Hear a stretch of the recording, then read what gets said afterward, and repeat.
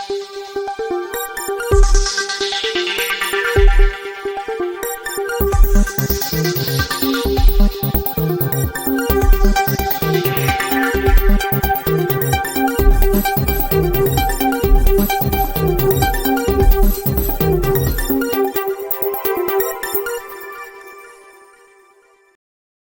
Association द्वारा वार्षिक वैज्ञानिक संगोष्ठी का आयोजन किया गया।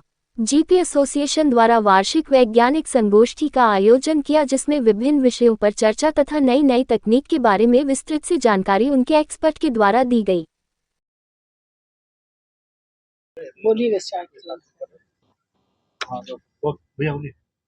आज के जो प्रोग्राम हो रहा है किस तरह का प्रोग्राम है?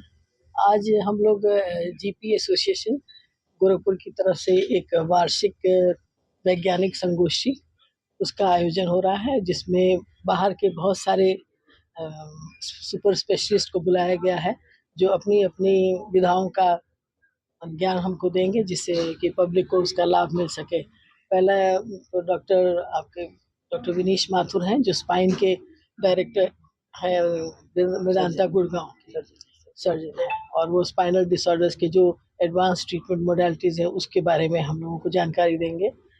और दूसरे स्पीकर हैं आपके डॉक्टर दीपक गुप्ता।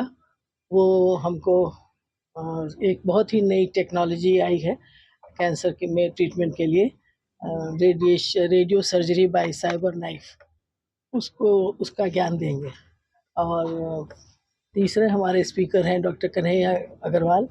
वो जो हमारे इस क्षेत्र में बहुत ही प्रिवेलेंट बहुत ही पाया जा रहा है आजकल हाइपोथायराइडिज्म की नाम की बीमारी, जिससे पेशेंट खुद ही बहुत ही अवेयर रहता है उसके बारे में जानकारी लेने के लिए। तो उसके बारे में रोज़ नई नई और भी विशेष जानकारियाँ मिलती हैं, विशेष ट्रीटमेंट वगैरह जो भी अनुसंधान होते रहते हैं उनका ज्ञान हमें देंगे, जिससे कि आगे बीमारी के बारे में वाकई पता लगा। क्या बीमारी है? ये बीमारी ऐसा होता है कि एक थायराइड ग्लैंड जो गले में होती है, उसमें बेसिकली पहले तो यही माना जाता है कि आयोडीन डिफिशिएंसी, जैसे तराई बेल्ट में देखा जाता, आज से 50 साल पहले लोग घेंगा कहते थे, गले में बड़े बड़े ट्यूमर टाइप के लेके आते थे। लेकिन अब ऐसा नहीं है, बिल्कुल ही नॉर्मल पेशेंट्स में भी जैसे थायराइड की जांच हम लोग कराते हैं, एक अब रूटीन सा बन गया है। खास करके लेडीज़ में हम लोग एक रूटीन में करते, तो उसमें पाया जाता है कि मरीज को न भी सिम्टम हो, लेकिन वो थायराइड की और जांच जो होती है उसमें अनियमितता होती है, और ग्रेजुअली वो थायराइड के जो डिसफंक्शन है वो हमारे सभी तंत्र को, जैसे हार्ट है, बोन्स है, आंखों में भी सब अंग को प्रभावित करता है। तो इसलिए उसका इलाज बहुत ही समय पर इलाज हो जाने से बहुत सी कॉम्प्लिकेशन से बच जाते हैं लोग।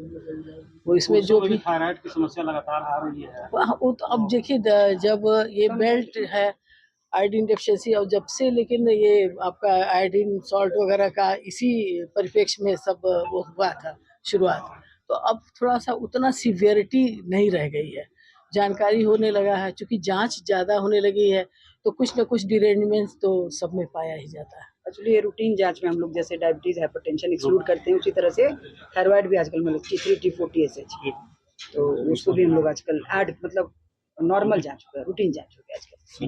बेसिकली ये जो है टेक्निकल सेशन है आज का।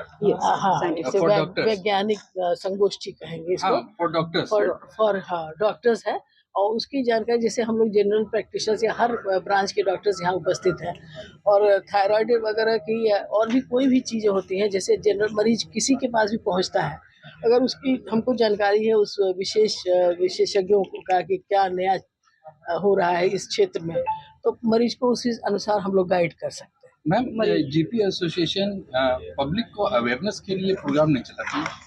नहीं चलाते हैं, हम लोगों ने भी कैंप वगैरह करते हैं, मेडिकल चेकअप कैंप। नहीं, एक पर्टिकुलर टॉपिक के ऊपर, जैसे आज आप थायराइड की बात कर रहे हैं या स्पाइन की बात कर रहे हैं, स्पेसिफिक जो भी इस एरिया का, जैसे कोलेस्टेक्टमी यहाँ का जो है बहुत ज्यादा है, जो गॉल ब्लैडर के अंदर स्टोन होता है, वो इस एरिया में बहुत ज्यादा है, तो इसके अवेयरनेस के लिए कुछ स्पेसिफिक कोई पब्लिक अवेयरनेस के लिए कोई प्रोग्राम? जैसे हम लोगों ने एनीमिया पर काफी चर्चाएं की हैं, कॉलेजेस में जैसे स्टूडेंट्स को जैसे मैंने क्या कहते हैं गर्ल्स स्टूडेंट्स को मेडिकल हेल्थ मेंस्ट्रुअल हाइजीन पर, कैंसर अवेयरनेस पर, ये सब किया है हम लोगों ने। नहीं, और तो actually हम लोग अब चूंकि private और hospital है तो हम लोग कैंसर के लिए प्रिवेंशन के लिए जो इंजेक्शंस वगैरह आजकल आ रहे हैं, जो कि 12-13 साल की उम्र से ही दिया जाने लगा है, उन सब का अवेयरनेस के बारे में हम लोगों ने अभी हाल ही में गंगोत्री विद्यालय में, महाविद्यालय में अभी इसकी संगोष्ठी की थी। क्या शुभ नाम आपका? डॉक्टर जयश्री मान। का ये बहुत मतलब पुरानी संस्था है। ये 74 से कार्यरत है और इसमें बहुत सारे हम लोग जैसे बक्सीपुर में हम लोग का टीका केंद्र है, वो रेगुलर हम लोग बच्चों को वहाँ टीकाकरण होता है। डॉक्टर बीबी गुप्ता हैं, बच्चे के डॉक्टर हैं, दे आर मतलब डूइंग गुड जॉब।